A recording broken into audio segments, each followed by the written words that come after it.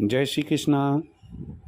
आज मैं आपको वास्तु और जीवन में बाधाएं, या दूसरे शब्दों में वास्तु के कारण जीवन में बाधाएं कैसे उत्पन्न होती है, इसकी जानकारी मैं शेयर करूंगा। आप अच्छे से जानते हैं कि हम जो ह्यूमन बीइंग है, मानव है, हमारी एक ह्यूमन बॉडी होती है और ह्यूमन बॉडी के बॉडी पार्ट्स भी होते हैं। सिर है, मुंह है, आँखें हैं, हाथ है, पाँव है, पेट है, हार्ट है, दिल है। ठीक ऐसे ही जिस घर में आप रह रहे हैं या जो घर आप बनवाने जा रहे हैं या जो घर आप बनाया खरीदने जा रहे हैं, उस घर के भी बॉडी पार्ट्स होते हैं और उनको हम बॉडी पार्ट्स को हम अलग अलग नाम से जानते हैं। किसी को पूजा कक्ष के नाम से जानते हैं, किसी को रसोई घर के नाम से जानते हैं, किसी को मास्टर बेडरूम कहते हैं तो किसी को गेस्ट रूम कहते हैं, कोई अंग्रेजी में ड्राइंग रूम कहलाता है, डाइनिंग हॉल कहलाता है, कोई ब्रह्म स्थान कहलाता है। तो इस तरह से अलग अलग नामों से हम पुकारते हैं। आप सोचिएगा, यदि हमारे बॉडी पार्ट्स संतुलित नहीं हो तो हमें एक विकृत व्यक्ति माना जाएगा और विकृत व्यक्ति से कोई पॉजिटिव वर्क हो, कोई कंस्ट्रक्टिव वर्क हो, रचनात्मक कार्य हो, यह हम उम्मीद कम लेकर चलते हैं। उससे हानि की संभावनाएं, चाहे वो आर्थिक हो, गैर आर्थिक हो, वे बनी रहती हैं। ठीक ऐसे ही हमारा घर, यदि उस घर में कोई वास्तु दोष है, किसी भी प्रकार से वह विकृत है, कोई बॉडी पार्ट जहां होना चाहिए उसका वहां नहीं है, किचन की जगह है बाथरूम है, बाथरूम की जगह है किचन है, मास्टर बेडरूम की जगह है पूजा कक्ष है, ब्रह्म स्थान हमने छोड़ा नहीं है। ये सब ऐसे अदृश्य कारण हमारी व्यक्तिगत जीवन में बाधाएं उत्पन्न करते हैं कि जिनका निवारण हमें कोई कितना भी बड़ा सर्जन, डॉक्टर क्यों ना हो, नहीं कर सकता। जो प्रकृति ने नियम बना रखे हैं, आप कहेंगे कि यहाँ प्रकृति कहाँ से आ गई? प्रकृति को तो हम अवॉइड कर ही नहीं सकते हैं। वास्तु में, वास्तु शास्त्र में प्रकृति है तो वास्तु शास्त्र है। सूर्य प्रकृति है, मैग्नेट्स प्रकृति है, नॉर्थ पोल साउथ पोल ये प्रकृति के एक भाग है, आकाश पृथ्वी ये प्रकृति का एक भाग है। तो यहाँ पर हम इन्हें कदापि इग्नोर करके और कोई काम नहीं कर सकते।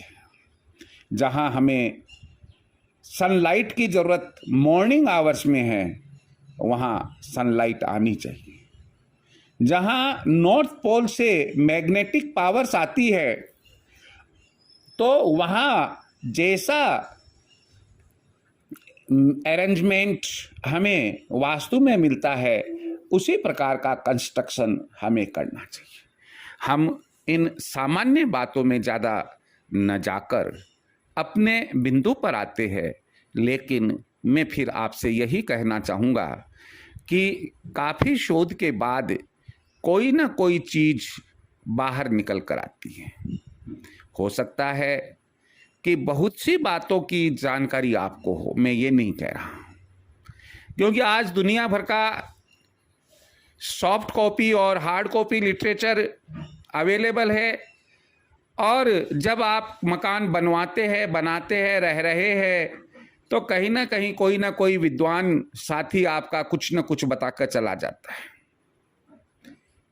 कितना सत्य है, कितना सत्य नहीं है, ये बात की चीज है, लेकिन इट मे बी पॉसिबल कि आपको कुछ जानकारी अवश्य होगी। फिर भी मैं आपसे यही कहूँगा कि मुझे आप, जो मैं आपको इस ऑडियो के माध्यम से YouTube पर बताने जा रहा हूँ, सुने। क्या मालूम कौन सी जगह का इंजेक्शन आपके काम आ जाए, कौन सी जगह की दवा आपके काम आ जाए, कौन सी बात आपके काम आ जाए। इसलिए पूरा सुनिएगा। सब्सक्राइब नहीं किया चैनल को, सब्सक्राइब कीजिएगा। शेयर नहीं किया है, शेयर कीजिएगा। यदि आपके कोई विचार हो, निश्चित रूप से कमेंट बॉक्स में भी लिखिएगा। तो जीवन में बाधाएं वास्तु की वजह से क्यों आती है, हम कहने का मतलब आज का ये जो टॉपिक है, इसमें हम वो ही बातें बताएंगे जो वास्तु दोष रह जाते हैं हमारे घर में, हमारे मकान में। वो कौन से हो सकते हैं जिसकी वजह से, अब जीवन में बाधाएं आर्थिक भी हो सकती है, बाधाएं शारीरिक स्वास्थ्य से संबंधित, मानसिक स्वास्थ्य से संबंधित भी हो सकती है, बाधाएं संतान के विवाह, संतान की शिक्षा से संबंधित भी हो सकती है, बाधाएं माता पिता की सेवा के संबंध में भी, माता पिता के आशीर्वाद के संबंध में भी हो सकती है, बाधाएं पति पत्नी का कैसा व्यवहार आपस में रहता है उसमें भी उत्पन्न हो सकती है। कहने का मतलब बाधाओं को हम किसी शब्दों की सीमा में बांध नहीं सकते हैं। इसलिए आप तो केवल ये देखिएगा कि जो मैं बताने जा रहा हूँ, कहीं अपने मकान में, अपने घर में इनमें से कोई बात वास्तु दोष की लागू तो नहीं हो रही है। सबसे पहले मैं ब्रह्म स्थान बताने जा रहा हूँ, जो पवित्र स्थान होता है, चौक के बीचों बीच होता है, जहाँ हवन वेदी, यज्ञ वेदी लगती है, वह ब्रह्म स्थान होता है।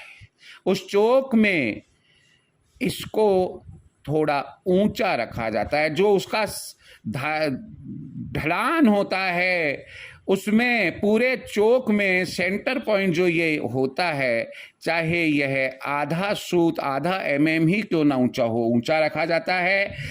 और पवित्र इसे रखने की व्यवस्था है। इसे पवित्र रखना चाहिए, कोई जूता चप्पल वगैरह नहीं आना चाहिए, वहाँ पर बैठकर भोजन नहीं करना चाहिए, गंदगी नहीं फैलानी चाहिए। तो वहाँ पर दोष क्या हो सकता है? एक, वहाँ पिलर खड़ा कर दिया आपने। दो, उसके ठीक ऊपर बीम जा रहा है। तीन, आपने ब्रह्म स्थान की जगह दरवाजा बना रखा है। अगला कि आपने ब्रह्म स्थान की जगह दीवार खड़ी करा रखी है, और या ब्रह्म स्थान दबा हुआ है। तो ऐसी स्थिति में यह बहुत भयंकर दोष उत्पन्न होता है, क्योंकि यह बड़ा ही पवित्र स्थान माना जाता है। इसकी स्वच्छता का जितना हम ध्यान रखेंगे उतना ही अच्छा रहेगा। अगला दोष जो आपको देखना है वो ये देखना है कि घर में जितने भी दरवाजे बने हुए हैं वो सब चौखट से जुड़े हुए हैं। चौखट जो आजकल 3 टांग की बनने लग गई, जबकि वास्तव हकीकत ये है कि यह 4 टांग की होनी चाहिए, 3 टांग वाली नहीं होनी चाहिए। परंतु आजकल 3 टांग की बनने लगी। चौखट में यह ध्यान रखे, जो दोनों साइड की चौखट है और एक ऊपर जो लगती है चौखट, वो चौखट अपने आप में जुड़ी हुई नहीं हो। कई बार कारपेंटर क्या करते हैं कि लकड़ी बच गई साहब, आप कहो तो मैं जॉइंट लगा दूं, फिर जो पेंटर है वो इस जॉइंट को बंद कर देगा। नहीं, अपने को ऐसा नहीं करना है। चाहे पत्थर की चौखट हो, चाहे लोहे की हो, चाहे लकड़ी की चौखट हो, जोड़ नहीं होना चाहिए। चौखट जो आपने दरवाजों की बना रखी है, आप यह देखिएगा कि वो ध्यान से देखिएगा उसको, वो अंदर या बाहर की तरफ झुकी हुई नहीं हो। नहीं तो मान कर चलना कि सबसे बड़ा बुरा प्रभाव जो घर का मालिक होता है, गृह स्वामी होता है, उसके ऊपर एडवर्स इफेक्ट पड़ता है, मरण तुल्य उसके ऊपर बुरा प्रभाव पड़ता है। तो इसलिए आप इस चीज को ध्यान रखिए। फिर उसके बाद में आप ये देखिए कि शौचालय की स्थिति क्या है। कम से कम आपको शौचालय नॉर्थ ईस्ट यानी कि जिसे हम ईशान कोण कहते हैं नहीं होना चाहिए। आप चाहे आपका रेजिडेंशियल हाउस हो, चाहे आपका कोई भी फैक्ट्री हो, ऑफिस हो, यदि आपने शौचालय जो है वह नॉर्थ ईस्ट में बनाया है, सेप्टिक टैंक आपने अगर नॉर्थ ईस्ट में बनाया है, तो ये पक्की बात मानकर चलिएगा कि इस दुनिया में कोई ऐसी ताकत नहीं है जो कि आपको ऊपर उठा देगी। डे बाय डे आप आर्थिक और स्वास्थ्य के रूप से और अन्य परेशानियों से भयंकर घिरे हुए रहेंगे। अल्टीमेटली या तो मकान बेच देंगे, फैक्ट्री बेच देंगे, या अन्य कोई घटनाक्रम हो सकता है। फिर उसके बाद में आप जाइएगा ऊपर छत पर, छत का ढलान देखिएगा, स्लोप देखिएगा कि जब बारिश आए या पानी की एक बाल्टी लेकर ढोलिएगा वो किधर जा रहा है। हमेशा ध्यान रखिए कि यह उत्तर पूर्व की ओर यानी कि ईशान को नॉर्थ ईस्ट में ही जाना चाहिए। अगर ढलान गलत दिया हुआ है तो यह भी आपको बर्बाद करके रख देगा। आप कहेंगे कि हमारा ईस्ट फेसिंग है, नहीं, हमारा जो है साउथ फेसिंग है, हमारा वेस्ट फेसिंग है, आग्नेय कोण में मुख्य रोड जा रही है, किधर भी जा रही हो, पहले छत का ढलान आपको नॉर्थ ईस्ट में ही देना है।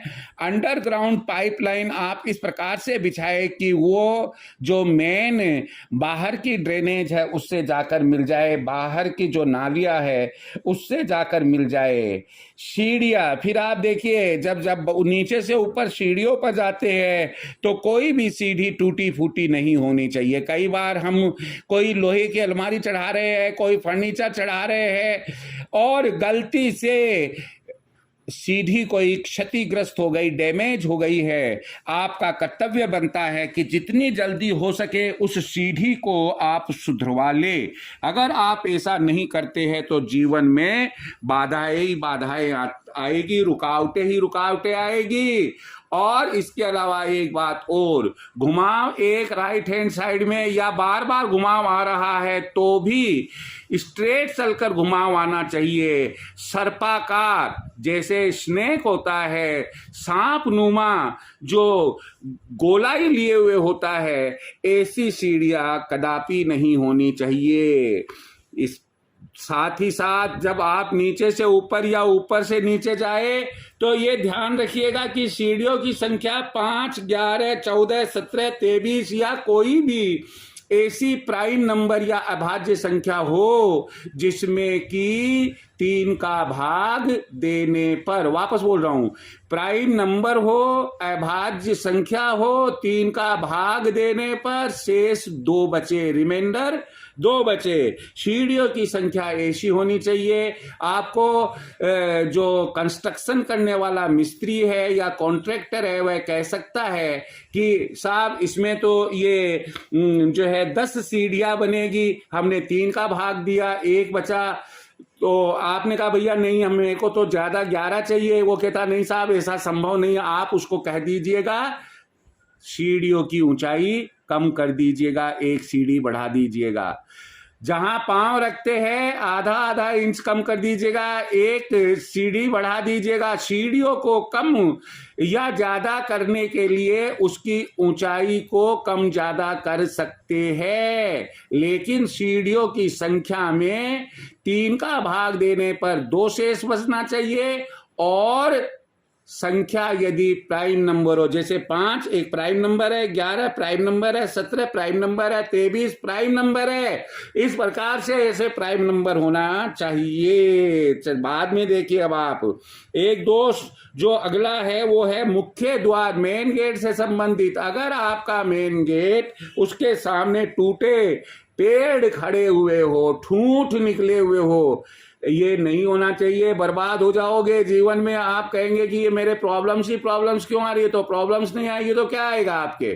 खंडर नहीं होना चाहिए।